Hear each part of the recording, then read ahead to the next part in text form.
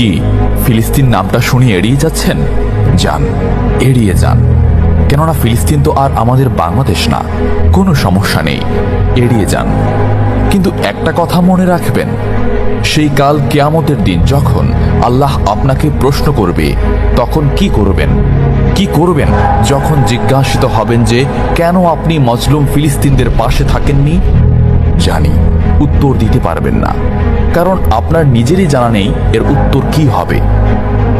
এখন হয়তো বলতে পারেন যে আমি কি করে ফিলিস্তিনে গিয়ে মজলুমদের পাশে থাকব, কি করে এত দূর গিয়ে সাহায্য করব? হ্যাঁ, এইরকম প্রশ্ন যদি আপনার মনে উদয় হয়ে থাকে, তাহলে অবশ্যই আপনার মনে অলসতা আর বজ্রে ভরা। এই আধুনিক যুগে অস্ত্রের চেয়ে পাওয়ার হচ্ছে মিডিয়া, তাই মিডিয়ায় বেশি বেশি করে তা প্রচার করুন। হ্যাশট্যাগের মাধ্যমে প্রতিবাদ করুন। এই ক্ষুদ্র প্রতিবাদ একদিন অনেক বড় প্রতিবাদ হয়ে দাঁড়াবে। বিজয় একদিন ইসলামেরই হবে ইনশাআল্লাহ। এটা আমার কথা নয়, এটা এই মহাবিশ্বের প্রভুর কথা।